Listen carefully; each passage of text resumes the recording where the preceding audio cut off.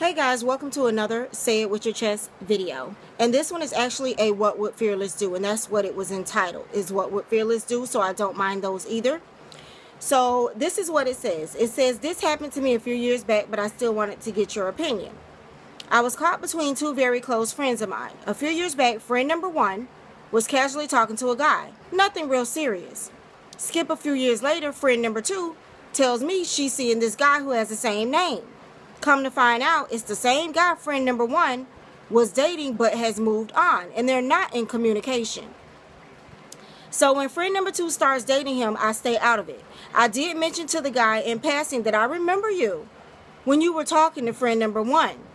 He claimed he didn't remember her. Eventually, after a while, things didn't work out, and he wasn't talking to friend number two anymore either. The guy gets back in touch with me and says, hey, can I meet up with friend number one? Just to jog my memory, he says.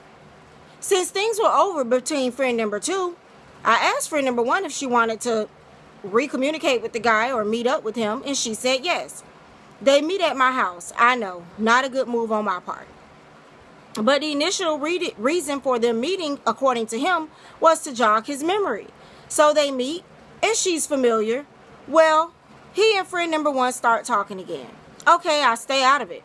Until friend number two starts saying she's talking to him again too, or bringing him up again. At this point, the guy is talking to both of my friends pretty much at the same time. Okay, I'm not having that. I let friend number one know what's going on. Friend number one is my best friend. So she was glad I told her. Friend number two was a close friend, but younger than us. I knew how she would react if I told her the deal, but I ultimately told friend number two. And she flipped out on me. Stopped being my friends for years.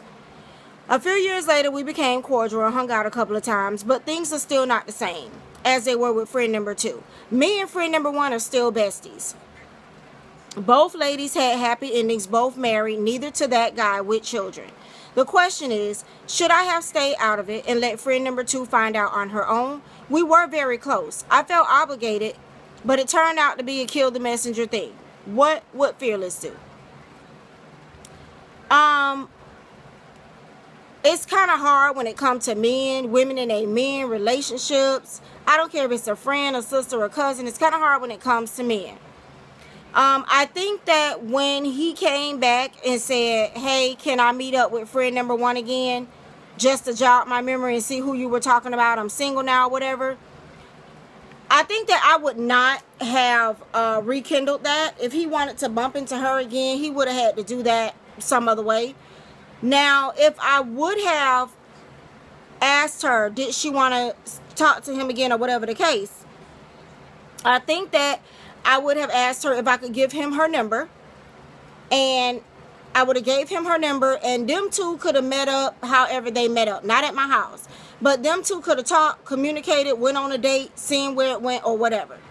So, one or two ways. Either when he came to me and asked me, could he meet back up with friend number one to jog his memory, I probably would have said no.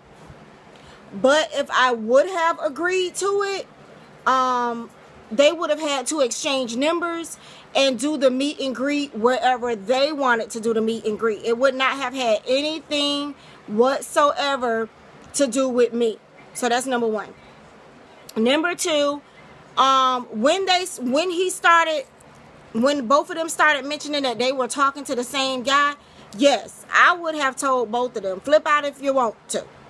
Okay, because I'm going to let you know you're being played. And if you can't appreciate the fact that you're being played, if you can't appreciate me telling you that you're being played, then it is what it is. But yes, I would have told both of them. Or if you felt like friend number two was really going to flip out, I would have just told friend number one.